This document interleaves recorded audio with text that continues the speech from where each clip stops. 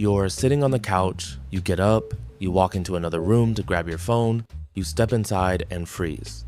Complete silence in your head. You forgot why you came here. 5 seconds later, you walk back and instantly remember what just happened. This isn't memory loss. Your brain is doing this on purpose. And by the end of this video, you'll understand why a simple doorway can literally wipe a thought out of your head. And it's not just rooms. You open the fridge and forget what you wanted. You open a new tab in your browser and already forgot why. You start a sentence and the thought just vanishes midway. Sound familiar? The first thought that hits you is, something's wrong with me. Maybe it's stress. Maybe it's lack of sleep. Maybe it's early signs of memory problems. Relax. Scientists have actually studied this exact thing. And the answer is way more interesting than your memory is bad. This is called the doorway effect. It was studied in detail by psychologist Gabriel Radvansky at the University of Notre Dame. He put people inside a video game where they had to carry objects from one virtual room to another. Sometimes the path went through a doorway, sometimes it was just a straight walk through the same room, same distance, and the result was strange. When people walked through a doorway, they were significantly worse at remembering what they were carrying. Even though the distance was the same, even though the time was the same, the only thing that changed was the door itself. To understand why, picture your short-term memory as a desk with a tiny surface. Only a few things fit on it at once. The moment something new shows up, something old has to go.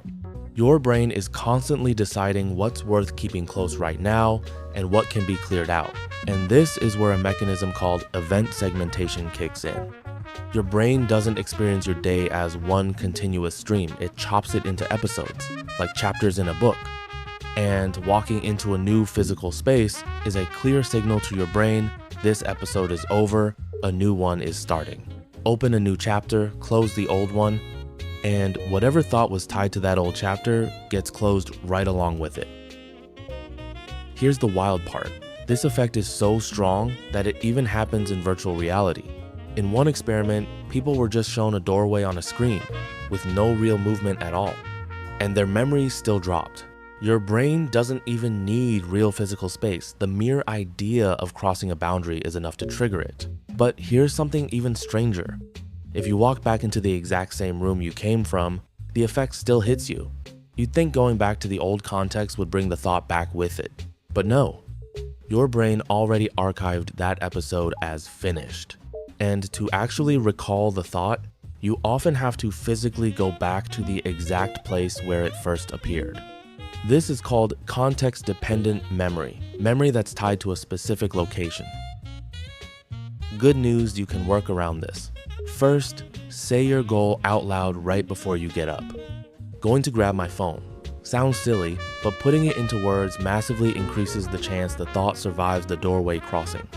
Second, if you already forgot why you walked in, the most reliable fix is to physically go back to where you started.